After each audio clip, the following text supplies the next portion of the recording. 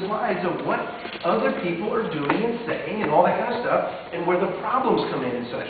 What qualifies as science? What is science? What isn't science? What doesn't qualify and such? I dare say we've got lots of science on our side.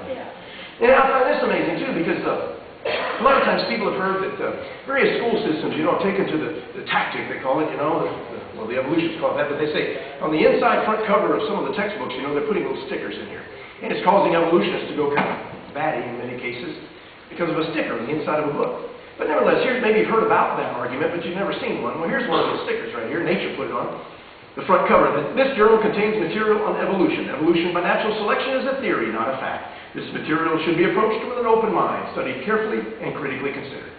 Here's another example. Science News wrote an article back in '06 about the Cobb County, Georgia issues that were going on down there, and they put one of the stickers in there. This textbook contains material on evolution. Evolution is a theory, not a fact, regarding the origin of living things.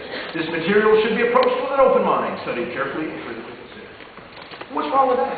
What's wrong with simply saying, we're going to be honest about it? Well, but yet just putting a sticker on the inside of a front cover of a book has caused people to say, well, we're going to have dumbed down students and science illiterate stuff because of a sticker in a book. I mean, that doesn't even make any sense if you think about it, but hey, nevertheless. But the creationists here, they say, who want religious ideas taught. No creationist is looking for religious ideas to be taught in a school. That is an outright lie right there, but nevertheless, the way the argument is always guys and such.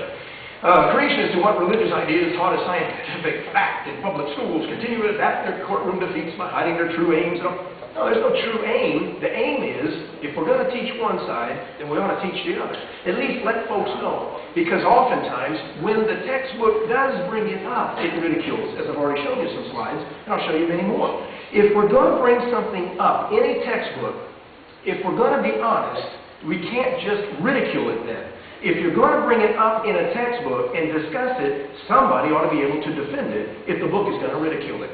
That is the only thing that would be honest and open about it. But yet, that's not accepted, because it just can't be done that way. Well, why not? Then don't bring it up in the book and ridicule it then. Leave it alone then, see? It's amazing, oftentimes people want to have one side of the coin, knowing there's another side, but not even talk about that side except to ridicule the side. Well, how is anybody supposed to know what that other side says then? It just is amazing to me. But anyway, they're saying this legislation people are trying to do is trying to force the teaching of evidence against evolution. Well, there are two things here.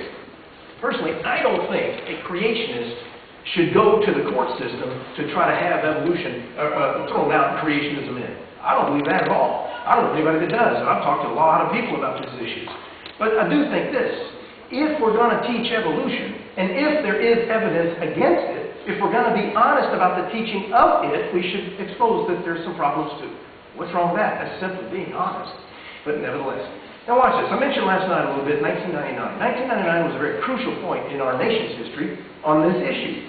What happened is, back in '99, Kansas, the state of Kansas, was the first school system they didn't take creation out in and put evolution out. They didn't do that. But what they did, the school board at the time said, we're going to just be a little more honest about the presentation of evolution. That's all they did. That's all they did. Well, the evolutionist community went crazy and they targeted the school board election people that next time around, and they changed it around, and it's been banting back and forth for a number of years now.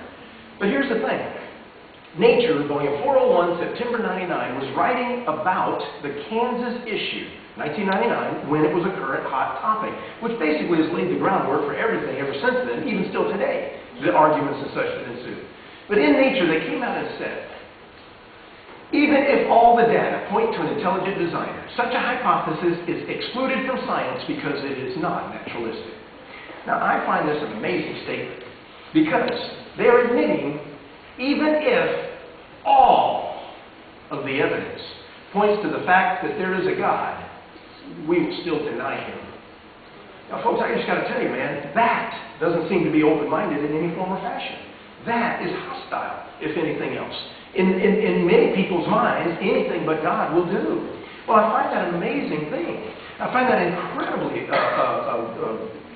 twisted, I guess is maybe a good word for it. Why would it have to be that way? It doesn't even make any sense to me. But nevertheless, that's the thinking that puts things together. But they're saying their ideas are dangerous, and that's really dangerous to just want your child to know there's a God that put us here. What's so dangerous about that? That doesn't seem to make sense. Look at this thing. December '04, Nature. Science bases its conclusions on empirical data, not on the authority of the Talmud, Bible, or Quran. And even though some may find it distressing that science recognizes no God, forcing it to do so will only produce bad science. I find that an incredible statement. They're saying if you allow there to be a God, you've got bad science.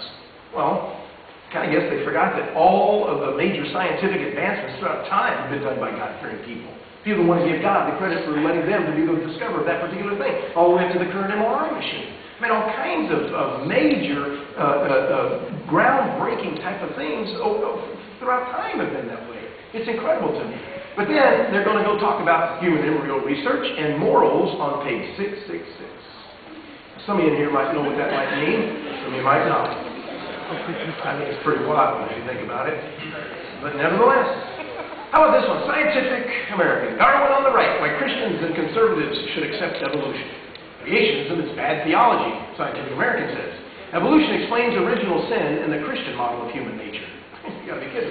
Evolution explains family values. This is getting wild out there. Watch this. Is God good? New science. Many atheists manage to be good without God. Watch this. This is fascinating. They say we're born to be moral. They're saying now that religion is under attack, challenged by science. Now, wait a second. I thought it was supposed to be the other way around.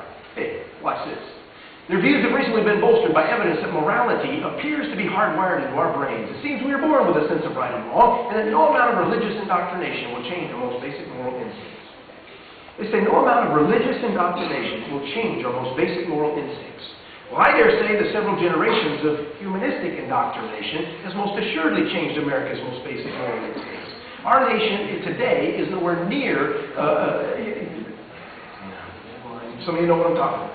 It is a fiendishly difficult area for science, but they are starting to address the issue by looking at how religion might have evolved and what purpose it has served, and on it goes. Now they're trying to say, okay, if we could just show religion itself as an evolved concept, then we could control that too. I find this kind of stuff fascinating. But watch this.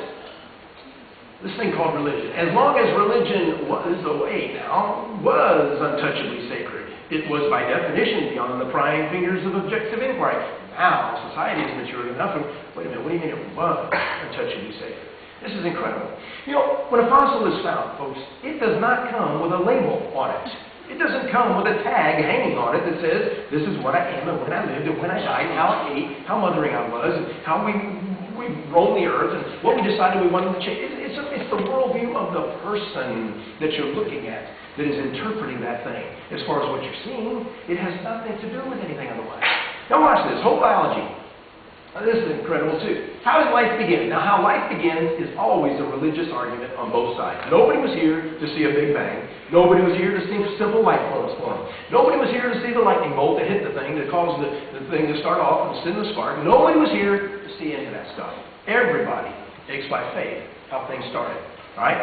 Now watch this. There were no witnesses to the origin of life. You cannot go back in time to see for yourself, but if you could, what would be the possibilities here? Well, there are at least three options. Number one, E.T. brought life to this planet. Okay? Number two, creation. Number three, origin of non-living matter. Most scientists think that life arose on Earth from inanimate matter after the uniform birth had cooled, as in figure 10.1. First, random events produce stable molecules that can reproduce themselves. Then, natural selection favored changes in these molecules that increase their rate of reproduction, leading eventually to the first cell. This chapter will examine the third option, non-life turning into life. The first two possibilities are not considered because they are not testable and thus fall outside the realm of science. Well, now wait just a second. I'd love to see the test that shows non-life turning into life. A person is free to believe that, but by definition, there is no science because you can't do it as an experiment.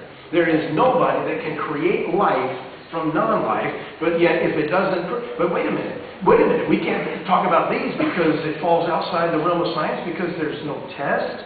I'd like to see the test, number one, to show non-life turning into life, but as another thing is, why can't we talk about creation when they bring it up? And again, if the book is going to bring it up and ridicule it, if the book is going to bring it up and downplay it, if the book is going to bring it up and slam it at us, well then somebody ought to be able to go in and defend it. Otherwise, hey, I'm sure nobody would have, no school system would have any problem calling somebody in here who's going to talk about E.T. out there. They call full school assemblies in for that. They'll go in and allow that. But yet somebody can't go in and talk about that. Why? When they bring it up, they should be able to, certainly be able to, somebody go in and defend it. You know? See, I see it as an issue way more than just science, folks. It is way more than just science. It's a battle for souls. It's a battle for people.